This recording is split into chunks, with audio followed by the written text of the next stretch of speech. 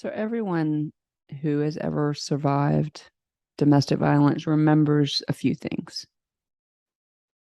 One of those things is the first time, the first hit, the first slap, the first push, the first verbal assault.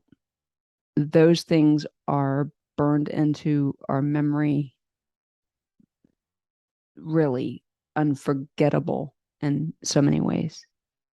And I don't know if other people's stories are like mine, and that while I understood that my husband um, had anger issues and he had drinking issues and just not a healthy human being himself, it never occurred to me that he would hurt me or that he would harm me. And so when this first argument, or not first argument, but that argument that turned into the first assault, the first hit happened, my life changed forever. And the reason why it changed forever is because I went from being 23 years old with my whole life ahead of me after having lived um, a pretty difficult childhood. And if you follow me at all anywhere, you know that this will probably be only on TikTok and YouTube, but you could find it anywhere. The Wednesdays with Watson podcast, especially the first season. I was babysat by serial killers and just multiple abuses of all kinds. And I'll be careful how I say that because TikTok will especially take us down, and so will YouTube. But that day that he hit me for the first time, I changed. I fundamentally changed. My brain changed. I was so in shock that he would hit me that I wasn't prepared for what came after the first hit, because you see, it was an argument. It was a simple argument over something that he had done the night before when he was drinking. And he waited. And this is the thing about people who are pathological abusers. He waited for his son, my stepson, to be gone to school, and until he waited till it was just us. And he proceeded to punish me for what he felt like I did the night before, which was just not put up with his crap. I actually left my house, left my home, because as an inebriated human being, he was scaring me. And I wasn't going to stay in that situation. So I took his son with me and went to my sister's house, which is across town. And that apparently was what it took for him to change my life forever. As he backed me up against that wall, and here's a trigger warning because I promised you on TikTok I was going to tell you the stories. He backed me up against that wall and he was yelling at me. And look, guys, I don't do yelling. I don't do arguments. I don't do conflict. I do, I'm sorry, I'm sorry, I'm sorry, even if I'm not sorry, just to get it over with and done. And so that we don't have to continue to have the conversation. And then I will go off and deal with it later. But I'm not one to argue. I don't see the point in it, and it takes way too much energy. And so I was not arguing with him. I was just literally, as he pushed me against the wall. When I saw his hand come towards me, it came on this side of me, pointed to my right side.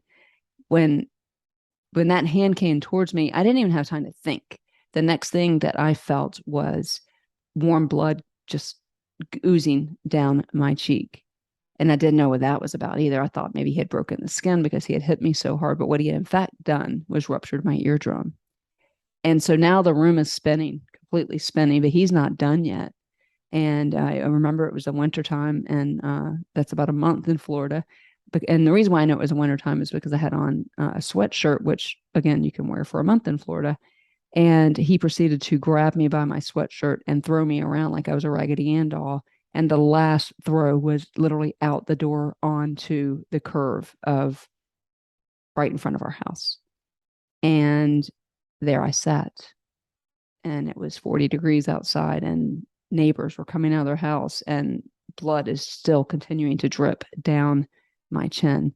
And what happened after that point is kind of still fuzzy. Quite sure now, looking back on it, that I had a concussion. Um, but I had nowhere to go because I didn't have any family, don't have any family.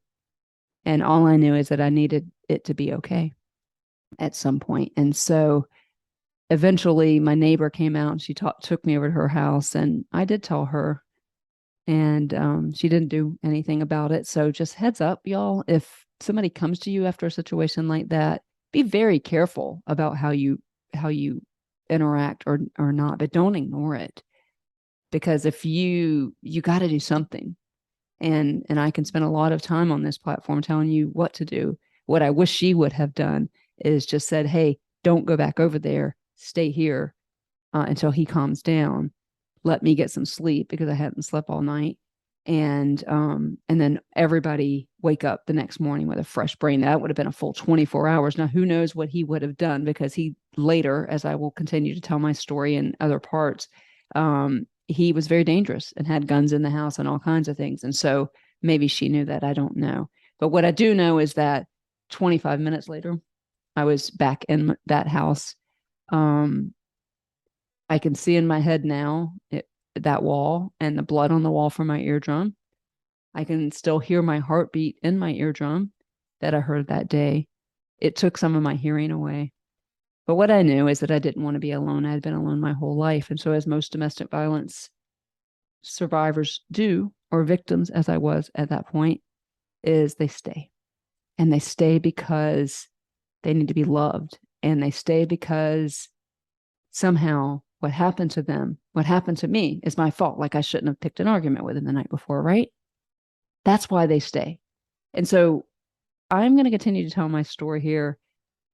We went on like nothing ever happened, but life just continued to get harder. And I'll be back to tell you that story.